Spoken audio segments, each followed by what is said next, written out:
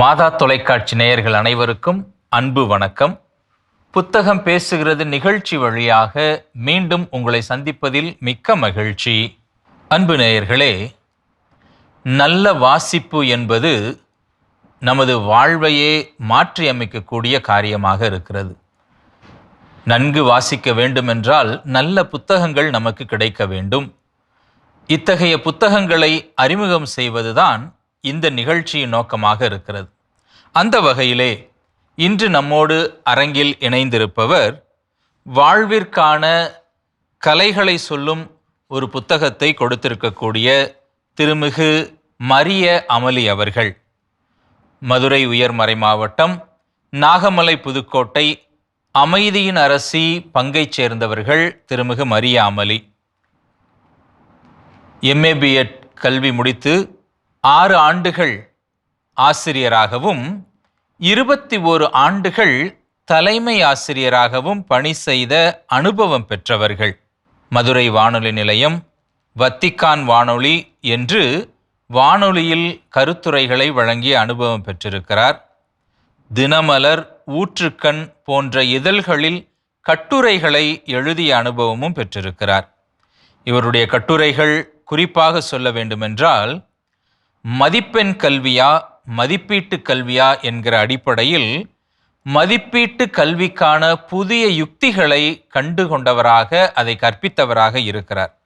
இவருடைய இந்த ஆர்வத்தினை மாநில கல்வி ஆராய்ச்சி மற்றும் பயிற்சி நிறுவனமானது 2014ஆம் ஆண்டில் பதிவு செய்து தொடர் பயிற்சிக்காக வைத்திருக்கிறது. வகுப்பறை அனுபவங்கள் என்கிற தலைப்பிலே பல்வேறு இதழ்களில் தன்னுடைய கட்டுரைகளை எழுதியிருக்கிறார். ஆசிரியர் அவர்கள் இவர்களுடைய இந்த சிறப்பான மதிப்பீட்டு கல்விக்கான அர்ப்பணத்தை பாராட்டி 2012ஆம் ஆண்டு மாதர் சங்கத்தினால் பெண் சாதனையாளர் விருது வழங்கப்பட்டு கௌரவப்படுத்தப்பட்டிருக்கிறார். 2016ஆம் ஆண்டில் சிறந்த முன்னோடி ஆசிரியர் என்கிற விருதையும் பெற்றிருக்கிறார். இத்தகைய நடைமுறை அனுபவமிக்கவர் தன்னுடைய முதல் புத்தகத்திற்காக இன்று நம்மோடு அரங்கில் இருக்கிறார். ஆசிரியர் மரிய அமலி அவர்களை மாதா தொலைக்காட்சி குடும்பத்தினர் சார்பாக அன்போடு வருக வருக என வரவேற்கிறேன்.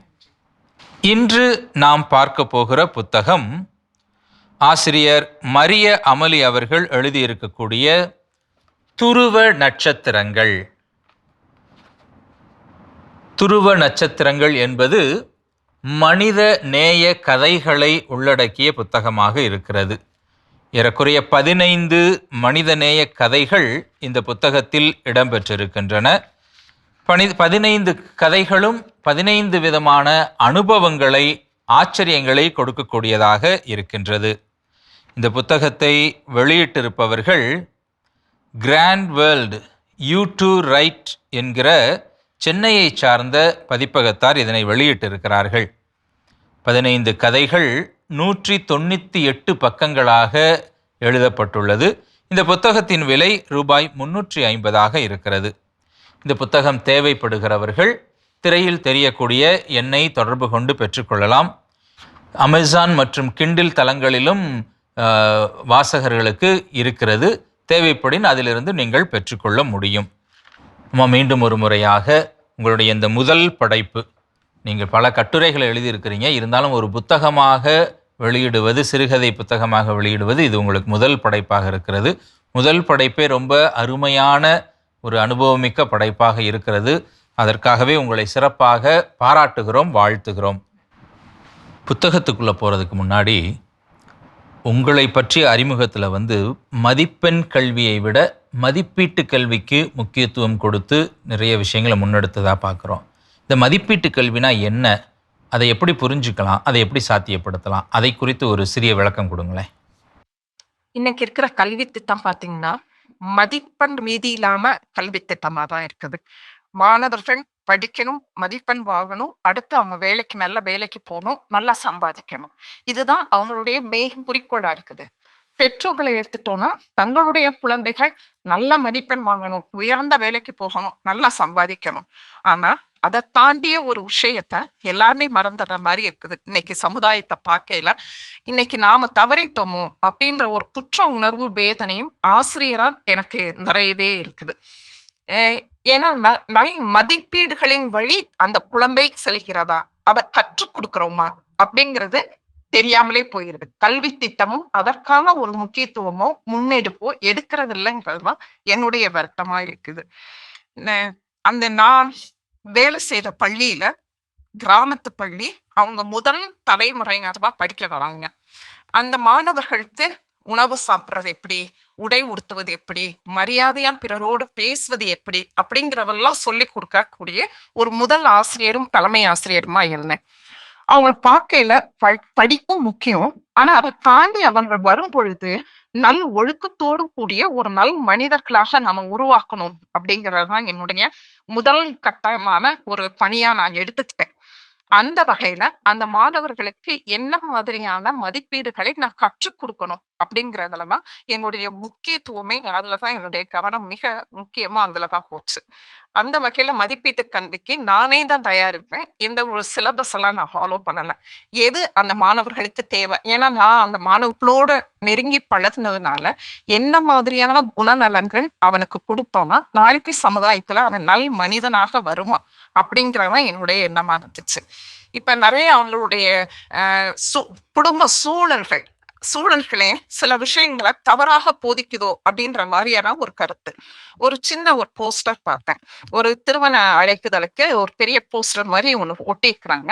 அதுல அ "அடக்கும் வம்சத்தில் பிறந்த அடங்கா வம்சத்தினர் நாங்கள்" அப்படின்னு சொல்லி ஒரு மாணவர்களுடைய ஒரு 4, 5 மாணவர்களுடைய இத படங்கள் போட்டிருந்தாங்க. நான் அத ஃபோட்டோ எடுத்துட்டு, அந்த ஒரு ஜெராக்ஸ் எடுத்து எல்லா மாணவர்களுக்கும் குடுத்து, இந்த அ படம் கூறும் விளக்கம் என்னப்பா? அப்படின்னு கேட்டேன். அப்போ ஒவ்வொரு மாணவனும் ஒவ்வொரு அவங்களுடைய குலப்பெருமை, தங்களுடைய வீட்டின் பெருமைகள சொல்ல ஆரம்பிச்சாங்க. அந்த வம்சத்துல பிறந்த நாங்க அப்படின்ற மாரிலாம் சொன்னாங்க. சரி, இது வந்து அடங்கா வம்சத்தினர்ன்றதுல உனக்கு என்ன பெருமை இருக்கு? அப்படின்னு கேட்டேன். அது ஒரு கெத்து மேடம். இந்த கெத்துனால உனக்கு என்ன பலன் கிடைக்குது? ஒண்ணும் இல்ல. அந்த மாணவனுக்கு சொல்லத் தெரியல. அப்ப இதையே நீ பாசிட்டிவா எப்படி எழுதலாம் நீங்க யோசித்து பாரு. அப்படின்னு சொல்லி அந்த மாணவர்கள பாசிட்டிவா எழுத குடுப்பேன். அதே மாரி ஒரு சில நேரங்கள்ல அவங்களுக்கு அ இ ம் நல்ல பண்பு இருக்கும். இரக்க குணம் இருக்கும். ஆனா, அந்த இரக்க குணத்தை எப்படி காட்டுறதுன்னு கூட தெரியாம இருக்கும். அந்த வகையில ஒவ்வொரு தடவையும் தீபாவளிக்கு நான் ஒரு உண்டியல் பொதுவான இடத்துல உண்டியல் வச்சுருவேன். பிள்ளைங்க அதெல்லாம் உங்களுக்கு ஏழை மாணவர்கள் தான். ஆனாலும் உங்களுக்கு கிடைக்கக்கூடிய காசுல நீங்க கொஞ்சம் கொஞ்சம் அதுல போட்டீங்கன்னா, உங்கள விடயும் எளிமைகள தீபாவளியே கொண்டாட முடியாத மாணவர்களுக்கு, நம் குழந்தைகளுக்கு ஏதாவது நம்ம செய்யலாம். அப்போ முதல்லாம் ஃபர்ஸ்ட்டு கொஞ்சமா வரும்பொழுது, அந்த பள்ளிக்கூடத்திலேயே யாரால தீபாவளிக்கு உடை வாங்க முடியலையோ, அவங்களுக்கு நாங்க குடுக்க ஆரம்பிச்சோம். அதுக்கப்புறம் கொஞ்சம் பெரிய பள்ளியா வளர, வளர, வளர நான் கருணை இல்லங்கள், முதியோர் இல்லங்கள், மனநல காப்பகம் அந்த மாரி இடங்களுக்கு மாணவர்கள நான் அழைத்து சென்றேன். அப்ப அழைத்து செல்லும் பொழுது, அவங்களுக்கான வேறு ஒரு உலகம் பார்ப்பதாகவே அந்த மாணவர்கள் பார்த்தாங்க. அப்படி பார்க்கையில கருமாத்தூர் அழகு சிறைக்கு கூட்டிட்டு போயிருந்தேன். அப்ப அந்த மாணவர்கள் பார்த்த பொழுது அவங்களுக்கு வேற ஏதோ வித்தியாசமான உலகத்த பார்த்த மாதிரியான ஒரு அனுபவம் கிடைக்க பெற்றதா சொன்னாங்க. அவங்களுடைய ஃபீட்பேக் எல்லாமே வாசித்து பார்த்தேன். ரொம்ப அருமையா எழுதியிருந்தாங்க. ஸோ இது வந்து ஒரு மாணவி எழுதியிருந்தா, அ ஒரு நான் நிச்சயமா அந்த தவற செய்ய மாட்டேன். நெறைய குழந்தைகள அங்க பார்க்கும் பொழுது, அருட்தந்தை அவர்கள் நல்ல விளக்கம் குடுத்தாங்க. இந்த மாரி தவறான உறவில் பிறந்த குழந்தைகள் இருங்க அப்படின்ற மாரி கேட்பார் இல்லாமல் கொண்டு வந்து கூட்டுட்டு போயிடுறாங்க அப்படின்னு. அப்ப அந்த குழந்தைகள் மனசுல அது ஒரு கேள்விக்குறியாகுது. எப்படி இப்படி போட்டாங்க? இது தவறான உறவுன்னு சொல்லியிருக்கிறாங்க. அப்ப அந்த தவற நாம செய்யக்கூடாது. அதுல அழகா ஒரு பொண்ணு ஃபீட்பேக் எழுதியிருந்தா, நான் இந்த தவற கண்டிப்பா செய்ய மாட்டேன். ஆனா அந்த குழந்தைகள பார்க்கும் பொழுது எனக்கு ரொம்ப மனசு வலிச்சுது. நான் கல்யாணமாகி எனக்கு ஒரு குழந்தை பிறந்தாலும் கூட, இந்த மாரி ஒரு குழந்தைய எடுத்து நான் தத்தெடுத்து வளர்ப்பேன். அப்படின்ற எண்ணம் அந்த பிள்ளைங்களுக்கு வரக்கூடிய ஒரு சூழல், அந்த இதை ஏற்பாடு பண்ணி கொடுக்கும் பொழுது தோணுனது அந்த பிள்ளைங்களுக்கு ரொம்பவே எனக்கு ரொம்ப சந்தோஷமா இருந்துச்சு. இப்படி நிறைய மாணவர்கள் தங்களுடைய உணர்வுகளை வெளிக்காட்டிங்கன்னாங்க. இது வந்து இந்த மாதிரியான சில மதிப்பீடுகளை என்னுடைய வாழ்க்கை கல்வி மூலமாக நான் கொடுக்குறேன். அதே மாதிரி ஒரு பையன் வந்து ஒரு டாபிக் எடுத்துக்கிட்டேன், மன்னிப்பு அப்படிங்கிறத எடுத்துக்கிட்டேன். எப்படி மன்னிக்கணும் அப்படிங்கிறத ஆண்டு கணக்கா பேசாம இந்த உறவுகள்கிட்ட அவங்க பேசுறதுக்கு நான் மன்னிப்புங்கிற ஒரு டாபிக்கை பத்தி பேசுனது, அதை அவங்களுக்கு மன்னிச்சேன், நான் எங்க அக்காவை மன்னிச்சேன், எங்க உடன் பிறந்தவனை மன்னிச்சேன், என்னுடைய உறவினர்களை மன்னிச்சேன் அப்படின்னு சொல்லி அவங்க திரும்ப அந்த இதுல அவங்களுடைய கருத்துக்களை எழுதினப்ப எனக்கு ரொம்ப சந்தோஷமா இருந்துச்சு. ஸோ ஒவ்வொரு வகுப்புக்கும் நான் ஒவ்வொரு தலைப்பை எடுத்துட்டு போய் அவங்கள சிந்திக்க வச்சு அந்த சிந்தனையின் மூலம் நீங்க என்ன மாதிரி செயல்படுவீங்க அப்படிங்கிறதை நான் கொடுத்துருவேன். ஸோ ஒரு கல்வி என்பது வேலை வாய்ப்புக்கான தயாரிப்பு, மதிப்பெண்களை பெறுவது மட்டுமல்ல, சமூகத்திற்கான நல்ல மனிதர்களை உருவாக்கி கொடுக்கணும். அதுதான் வந்து கல்வியினுடைய அடிப்படைங்கிறத நீங்கள் வந்து இந்த மதிப்பீட்டு கல்வியின் வழியாக எடுத்துகிட்டு போயிருக்கதா சொல்லியிருக்கிறீங்க. ரொம்ப அருமை. இந்த துருவ நட்சத்திரம், இந்த புத்தகம் உருவான பின்னணி, இதுக்குள்ளேயும் நிறைய மதிப்பீடுகளை வச்சு தான் நீங்கள் இந்த கதைகளை எழுதியிருக்கிறீங்க. இது உருவான பின்னணி என்ன? இதை ஒரு புத்தகமாக உருவாக்கணும்னு உங்களை தூண்டிய விஷயங்கள் என்ன? ஃபர்ஸ்ட் இந்த கதையை எழுதுறதுக்கு எனக்கு ஆரம்பிச்சதே என்னுடைய உறவினர் ஒருவர் அன்பின் மடல் அப்படிங்கிற ஒரு வலைத்தள பதிவுல அதோட எனக்கு கிறிஸ்மஸ் ஒரு கதை எழுதி கொடு அப்படின்னு சொன்னாங்க. ஸோ நான் எழுதணும்னு நினைச்சப்ப என்னுடைய மனதில் வந்தவர்கள் என்னுடைய மாணவர்கள் தான். ஸோ அந்த மாணவர்கள்ட்ட கதை தரு என் மாணவர்கள்ட்ட இருப்பேன். அப்போ ஒவ்வொரு ஆண்டும் நான் கிறிஸ்துமஸ் கதை எழுதிக்கிட்டே இருந்தேன். பனி ஓய்வுக்கு அப்புறமும் ஒரு 6 கதைகள் எழுதினேன். அப்ப இந்த 6 கதைகளையும் தொகுத்து ஒரு புத்தகமா போடலாமே அப்படிங்கிறப்ப அதனுடைய தலைப்பு துருவ நட்சத்திரங்கள் எதுக்காக வைத்தேன் அப்படின்னா, பண்டைய காலத்துல துருவ நட்சத்திரத்தை பார்த்துதான் கப்பல் மாலுமிகளும் பயணிகளும் தன்னுடைய வழிபாதையை இலக்காக கொண்டு போவாங்க.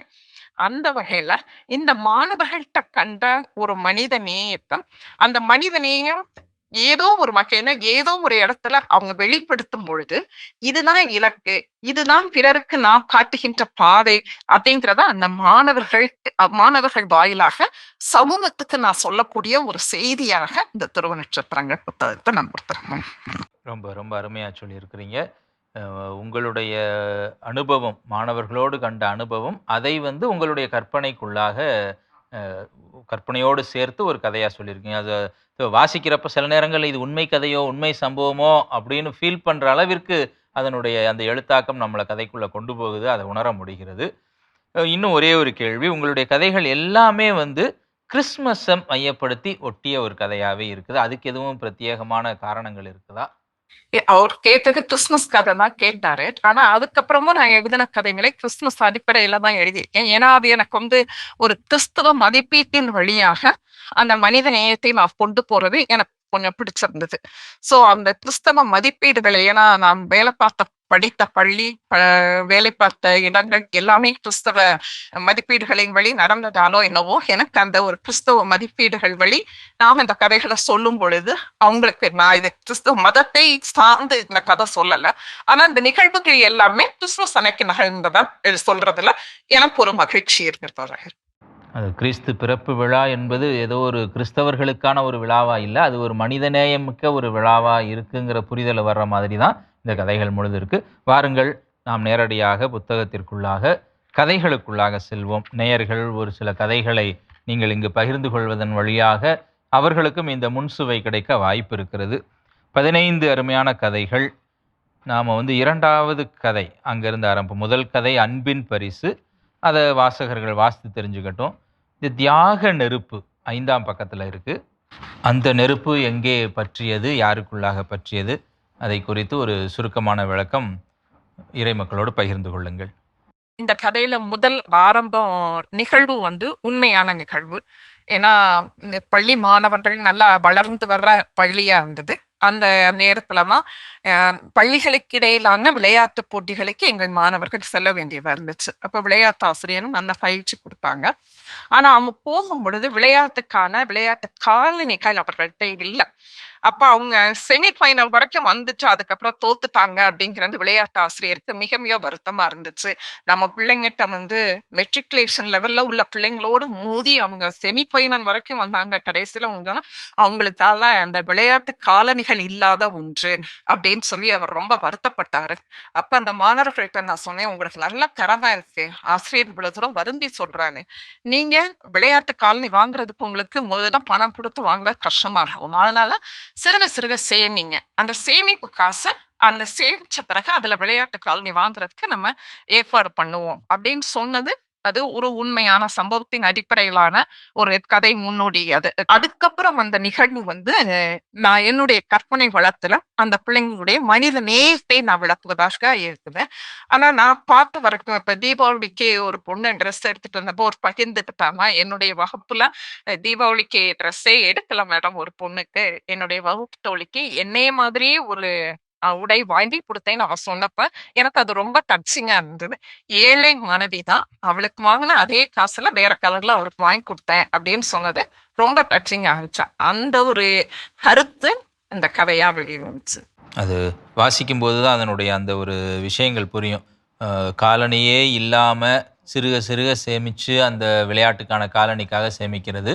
அதே நேரத்தில ஒரு எதிர்பாராத ஒரு நிகழ்வு ஒருத்தவங்களுடைய வீடு முழுவதுமாக தீக்கிரையாகி போகிறது. அப்ப இந்த குழந்தைங்க எல்லாருமே தங்களுடைய அந்த சேமிப்ப காலணிய விட முக்கியம். அவங்க தங்குறதுக்கான வீடு, அதுக்கு குடுப்போம்னு முடிவு எடுக்கக்கூடியது. இதில தான் வந்து அந்த குழந்தைங்களுக்குள்ள இருந்த மனித நேயத்த நீங்க வந்து ஒரு அற்புதமாக ஒரு உங்களுடைய கற்பனைக்குள்ள கொண்டு வந்திருக்கிறீங்க. அடுத்த கதை பாட்டிமா கதை. ஃபாத்திமா இல்ல, பாட்டிமா. பாட்டிமா கதைக்குள்ள போறோம். 12ஆம் பக்கத்துல இருக்கு. இது ஒரு மாறுபட்ட சிந்தனை தான். அது என்ன மாறுபட்ட சிந்தனைங்கிறத நான் சொல்றத விட எழுத்தாளர் நீங்களே சொல்லுங்க. மக்களோடு பகிர்ந்து கொள்ளுங்களேன். பாத்திமாங்கிற கதை உருவானதுக்கு என்னுடைய 2வது பொண்ணு காரணம். அவ சின்ன பிள்ளையா இருக்கையிலே என்ன சொல்லுவோம்னா, நான் எம்எஸ்டபிள்யூ படிப்பேன். படிச்சுட்டு முதியோர் இல்லத்துல பாட்டிமா எல்லாரையும் முதியோர் இல்லம் வைத்து பாட்டிமார்கள பாதுகாப்பேன் அப்படின்னு சொன்னேன். அந்த ஒரு சின்ன விஷயம் எனக்குள்ள ஒரு ஆர்வத்த தூண்டிச்சு. இத ஒரு கதையா நம்ம எழுதலாமே. அதான் முதியோர் இல்லமா வைக்கிறத விட, ஒரு பாட்டிய தத்தெடுத்து நம்ம வீட்டுக்கு கூட்டிட்டு வந்தா, அது எப்படி இருக்கும்? அந்த சூழல் எப்படி இருக்கும்? அப்படிங்கிறத ஒரு சின்ன பொன் மூலமாக அத பெற்றோருக்கு உணர்த்தலாமே அப்படின்ற மாரியாக அந்த கதையை நான் கொண்டு வந்திருப்பேன். இந்த புத்தகத்தினுடைய தலைப்பையே கொண்டுள்ள கதை 7வது கதை. துருவ நட்சத்திரம் 60ஆம் பக்கத்துல இருக்கு. அந்த துருவ நட்சத்திரம் என்ன சொல்லுகிறது? மேல்நிலை பள்ளி வகுப்பு மாணவர்களுக்கு நான் வாழ்க்கை கல்வி எடுக்க போயிருவேன். அப்ப அவங்க அடுத்த ஆண்டு அவங்க கல்லூரிக்கு போகணும். அப்ப கல்லூரிக்கு போகும்பொழுது, அவங்களும் நெறைய விஷயங்கள் சமுதாயத்துல நடக்கக்கூடிய சில விஷயங்கள் அவங்க அறிந்து கொள்ளணும் அப்படிங்கிற இதுல, தானம் பத்தி ஒரு டாபிக் எடுத்தேன். அதுல அருட்தந்தை ஜெரி எழுதின புக் வந்து எனக்கு அது ரொம்பவே இன்ஸ்பைரிங்கா இருந்தது. ஸோ அந்த புக்க ஃபுல்லாவே படிச்சுட்டு அந்த மாணவர்களுக்கு 3 வகுப்பு எடுத்தேன். முதல் ரத்த தானம், கண் தானம், அடுத்து உடல் உறுப்பு தானம். அந்த கண் தானம் இரத்த தானம் சொல்லையில ஒரு மாணவன் எழுதியிருந்தான். நான் ஒரு செய்தித்தாள்லருந்து ஒரு குறிப்பு எடுத்துட்டு போயிருந்தேன். ஒரு ரோட்டரி பப்ளிக் கிளப்ல அவங்க வந்து ஒரு நெறைய இரத்த தானம் செய்தவர்களை பத்தி பெருமையும் பாராட்டி அவார்டு குடுத்திருந்தாங்கன்னு எழுதியிருந்தேன். அதுல அத வாசித்து அந்த மாணவர்களுக்கு எல்லாம் சொல்லி முடிச்ச பிறகு, அவங்களுடைய ஃபீட்பேக் கேட்பேன். அப்ப அந்த ஒரு மாணவன் சொன்னான், "இவர விட நான் அதிகமா இரத்த தானம் குடுப்பேன் மேடம்" அப்படின்னு எழுதியிருந்தான். ஸோ அவங்களுக்கு அத பத்திய இரத்த தானம் பத்திய ஒரு விழிப்புணர்வு குடுப்பேன். அதே மாரி கண் தானம், உடல் உறுப்பு தானம். அப்ப முதல் ஆண்டு க க உடல் உறுப்பு தானம், கண் தானம் பத்தி எடுத்தப்ப ஒரு மாணவி வந்து +2 வந்தா. அப்ப +2 படிக்கையில அவங்க ஊர்ல வந்து ஒரு அ உட உ உறவினர் ஒருவர் இறந்துட்டாங்களாம். இறந்த உடனே அவர் ஒரு 35 வயது மதிக்கத்தக்கவர். அப்ப இறந்த உடனே அவளுக்கு உடனே கண் தானம் பற்றிய ஒரு விழிப்புணர்வு அவளுக்கு இருந்திருக்கு. அவ போய் பெற்றோர்கள்ட்ட போய் சொல்லியிருக்கிறா. அவருடைய பெற்றோர்கள்ட்ட, பெண்கள்ட்ட போய் சொல்லியிருக்கிறா. இந்த மாரி கண்ணு 2யும் குடுத்தோம்னா 2 பேருக்கு கண் பார்வை கிடைக்கும். சரி அரவிந்த் ஆஸ்பத்திரிக்கு சொன்னா 6 மணி நேரத்துக்குள்ள சொல்லிட்டார். அவங்க வந்து எடுத்துருவாங்க அப்படின்னு போய் சொல்லியிருக்கிறா. எந்த நேரத்துல எத பேசுற போ அப்படின்னு சொல்லி திட்டி அனுப்பியிருக்காங்க. ஸோ அவ விடல. அதுக்கப்புறமும் அவங்க ஆண் உறவினர்கள்ட்ட எல்லாம் போய் சொல்லியிருக்கிறா பெரியவங்கட்ட. அவங்களும் அத அக்செப்ட் பண்ணல. அத ரொம்ப வருத்தத்தோட வந்து என்ட்ட வந்து பகிர்ந்துக்கிட்டா. மேடம் நீங்க கண்ணால் பத்தி சொன்னீங்க. இந்த மாரி இறந்துட்டாங்க. ஒரு 35 வயசு தான். பார்வை நல்லா இருந்தது. அத குடுத்திருந்தா கருவழி குடுத்திருந்தா 2 பேருக்கு பார்வை கிடைச்சிருக்குமே! எனக்கு ரொம்ப வருத்தமா இருந்துச்சு. எரிஞ்சு சாம்பலா போச்சு. அப்டின்ற மாரி அவ சொன்னப்ப, ஸோ எந்த அளவுக்கு நம்ம சொல்லிக் குடுக்குற அந்த மதிப்பீடுகளோ, இல்ல அந்த விழிப்புணர்வோ, அது மாணவர்கள பாதிக்கவே, அதை எப்படி அவங்களும் அந்த இத வாழ்க்கைக்குள்ள கொண்டு வராங்கங்கிறத பார்த்து எனக்கு கொஞ்சம் சந்தோஷமா இருந்துச்சு. அவட்ட நான் சொன்னேன். இன்னைக்கு நீ சொன்னத அவங்க கேட்கல. நாளைக்கு உனக்கு நீயா முடிவெடுக்கக்கூடிய ஒரு சூழல் வந்துச்சுன்னா, நிச்சயமா நீ இத செய்வேங்கிற நம்பிக்கை எனக்கு இருக்குது. அது போதுமா? நீ பள்ளிக்கூடத்துக்கு வந்ததுனால உனக்கு விழிப்புணர்வு கிடைச்சது. அவங்களுக்கெல்லாம் அத பத்தி தெரியாதுல்ல. அதனால மன வருத்தப்படாத. நீ முயற்சி எடுத்தியே அது பாராட்டுக்குரியது அப்படின்னு சொன்னேன். ஸோ அந்த ஒரு கருத்து என்னை அந்த துருவ நட்சத்திரம் கதை எழுத தூண்டியது. ஒரு இந்த கிராமத்து பெண். அவ தாழ்த்தப்பட்ட இனத்தை சார்ந்தவங்கனால ஊர விட்டு ஒதுக்கிருவாங்க அவங்க அம்மா, அப்பாவ. ந 2 பேரும் காதல் திருமணம் பண்ணதுனால. ஸோ அவங்ககிட்ட பெற்றோர்களுடைய ஆதரவு இல்லாம, அந்த பிள்ளையினுடைய பெற்றோர் தனிப்பட்ட முறையில குழந்தைகள வளர்க்குறாங்க. வளர்க்கும் பொழுது அவங்க அம்மா வந்து ஒரு விபத்துல இறந்து போறாங்க. மூளைச்சாவு. அப்ப அந்த பிள்ளை வந்து உடல் உறுப்பு தானம் பத்தி ஆசிரியர் சொன்னாங்களே, அந்த உடல் உறுப்பு தானத்த மத்தவங்களுக்கு குடுத்தோம்னா நெறைய பேருக்கு வாழ்வு கிடைக்குமே! ஆனா, இந்த பாட்டி தாத்தாட்ட எப்படி சொல்றது? அப்ப அந்த நேரத்துல இறந்த உடனே பாட்டி தாத்தா எல்லாரும் ஒண்ணு சேர்ந்துடுறாங்க. அப்ப பாட்டி தாத்தாட்ட சொல்றதுக்கு அவளுக்கு பயம். இத்தன நாள் பேசவே இல்ல பாட்டி தாத்தா. எப்படி சொல்ல போறா? அப்ப தனக்கு கற்றுக் குடுத்த ஆசிரியரை கூப்பிடுறா. கூப்பிட்டுட்டு நீங்க கத்துக் குடுத்தீங்கல்ல, எனக்கு இப்ப செய்யணும்னு ஆசைப்படுறேன். இத எப்படி செய்யறதுன்னு எனக்கு தெரியலன்னப்ப, அந்த மருத்துவர் என்ட்ட ஆசிரியர்ட்ட பேசுற மாரி ஒரு சூழல உருவாக்கியிருக்கேன். அதுக்கப்புறம் நான் அப்போ அந்த ஆசிரியர் ஆசிரியர் வந்து அவங்கள்ட்ட போய் பேசுற மாதிரியாம, தாத்தா, பாட்டி கிட்ட போயி, இந்த மாரி உடல் உறுப்பு தானம் செய்வதற்கு அந்த பொண்ணு ரொம்ப விரும்புறாங்க. அந்த உறுப்புக்கள் மூலமாக பல பேர் வாழ்வதற்கான வழிமுறைகள் கிடைக்கும். ஃபர்ஸ்ட் அவங்க ஒத்துக்கல. ஆனா நான் பேசின ஆசிரியர்கள் பேசும் பொழுது, அது ஒத்துக்கிட்டு, அவங்க திரும்ப அந்த உடல் உறுப்பு தானத்துக்கு சம்மதம் தெரிவிக்கிறாங்க. ஸோ இது வந்து அவ செய்த அந்த மனிதநேய செயல் அந்த சமூகத்துக்கே ஒரு வழிகாட்டுதலா அமையிற மாரி குடுத்திருக்கிறேன். அதுல ஒரு சின்ன ஒரு ட்விஸ்டும் குடுத்திருக்கிறேன். அந்த உயர் சாதிய சார்ந்த, அந்த கிராமத்தை சார்ந்த ஒருவருக்கு இருதயம் பழுதாகி அந்த ஆஸ்பத்திரியில இருக்கிறாங்க. ஸோ நம்மளுடைய மருமகளுடைய இருதயம் உங்க ஊரை சார்ந்த உயர் சாதியை பார்த்து அவங்களுக்கு குடுத்தா அவங்க உயிர் பெறுவாங்க. அப்படிங்கிற கருத்த வலியுறுத்தி சொன்ன மாதிரி எழுதியிருக்கிறேன். ஸோ அதுக்கப்புறம் அது சுமூகமாக நடந்து உடல் உறுப்பு தானம் எல்லாம் கிடைக்கப் பெற்றவங்க எல்லாரும் அடுத்த ஆண்டு சுந்தரியை பார்க்க வர மாரி அந்த கதைய முடிச்சிருக்கேன். ஸோ அதுதான் வந்து அந்த அன்னையினுடைய உதவியை பெற்றவர்கள் எல்லாருமே வந்து செய்ற நன்றி மாரி. சொல்ல இங்க வந்தேன். பல விஷயங்கள் ஏழ்மை ஒரு புறம், இந்த சாதிய ஏற்றத்தாழ்வுகளால் தீண்டத்தகாதவர்கள், ஏற்றுக்கொள்ள முடியாதவர்கள், அந்த மாதிரியான பாகுபாடுகள் இது எல்லாத்தையுமே உடைக்கக்கூடிய ஒரு விஷயமா இந்த உடல் உறுப்பு தானமும் இருக்கிறது.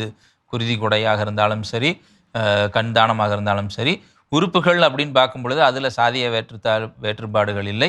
அது எல்லோருக்கும் தேவைப்படுகிறவர்களுக்கு பயனாகுது.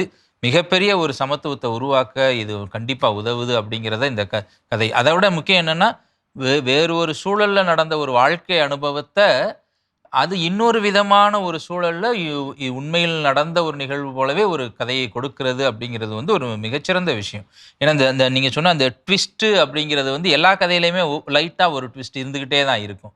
ஒரு ஒரு ஒரு ஆன்டி கிளைமேக்ஸ் மாரி போகும். அப்புறம் ஒரு கிளைமேக்ஸ் வர்றது. இது வந்து வாசிக்கும்போது புரியும். வாசிக்கிறவங்களுக்கு அதுதான் ஒரு இன்ட்ரெஸ்ட். ரொம்ப ஒரு மிக நீண்ட கதையாகவும் இல்ல. அதிகபட்சம் ஒரு 6 ஒரு சில கதைகள் தான் ஒரு 10 பக்கத்துக்கு மேல போகுது. மற்றபடி எல்லாமே வந்து 6 பக்கத்துக்குள்ள தான். சுருக்கமான ஒரு கதை. ஆனா, ஒரு அருமையான ஒரு ஃபீல் குட். ஒரு நீங்க சொன்ன மாரி மனித நேயத்தை எல்லா கதையுமே ரொம்ப ஆழமாவே பேசுது. நல்ல மனசுக்காரிக்கு போறதுக்கு முன்னாடி, சாமி பாப்பா கதை நீங்களே ரொம்ப இன்ட்ரஸ்டிங்கான ஒரு கதை என்று எனக்கு முதல்லயே சொன்னீங்க. நானும் அத வாசிச்ச பொழுது ரொம்ப எதார்த்தமா வாசிக்க ஆரம்பிச்சேன். பட் அதனுடைய ட்விஸ்ட் வந்து ரொம்ப அருமையா, அழகா கொண்டு போயிருந்தீங்க. அந்த கதையில வந்து அந்த குழந்தைகளுடைய மனநிலைய ரொம்ப எதார்த்தமா பதிவு பண்ணியிருக்கிறீங்க. 2 குழந்தைங்க பேசுகிறாங்க, குடிலுக்குள்ளே இருக்கிறது யார்? சாமி பாப்பா. அவங்க வீட்டில் இருக்கிற சாமி பாப்பா யார்? அது குழந்தை. ஓகே, இதுவும் சாமி பாப்பா, அதுவும் சாமி பாப்பா. இதை தூக்கி அந்த பாப்பாவை காணோம், இந்த பாப்பாவை வச்சிடலாம். ரொம்ப யதார்த்தமான ஒரு விஷயத்த வந்து ரொம்ப அழகா ஆனால் இந்த கதையை வந்து நீங்கள் எழுதியிருக்கிற விதம், அந்த காலனி, அந்த அப்பார்ட்மெண்ட்டில் நடக்கக்கூடிய அந்த டிஸ்கஷன்ஸு, பிற பிற மதத்துக்காரவங்க அதை எப்படி பார்க்குறாங்க, ஒரு சிலர் பாசிட்டிவாக பார்க்குறாங்க, ஒரு சிலர் அதைவே நெகட்டிவாக. ஏன்னா கிறிஸ்தவர்கள் என்றால் மதம் மாற்றக்கூடியவர்கள், இது வழியாக மதமாற்றம் செய்வாங்களோங்கிற அந்த பயத்தை அவங்களுக்குள்ளே இருப்பது போல் அதையும் பதிவு பண்ணி, அது அது எப்படி இன்னும் பாசிட்டிவாக மாறுது, குழந்தைகளுடைய அந்த யதார்த்த ஒரு நிகழ்வுனால அந்த மொத்த நிகழ்ச்சியுமே, அதுலேயும் குறிப்பாக அந்த நன்றியுரை சொல்லி முடிச்சதுக்கப்புறம் ஒரு கல்லூரி பெண் வந்து பேசுகிற மாதிரி ஒரு கேரக்டர் வச்சுருப்பீங்க. அதுதான் வந்து அங்கே ஹைலைட். யூத்து வந்து இது எல்லாத்தையும் விட்டு வெளியில் இருப்பாங்க அல்லது எதையும் கண்டுக்காமல் இருப்பாங்கன்ற ஒரு சூழலில் எவ்வளவு அப்சர்வ் பண்ணி அந்த ஒரு யூத்து வழியாக நிறையா விஷயங்களை அந்த இடத்துல படிப்பினைகளாக சொல்லியிருப்பீங்க.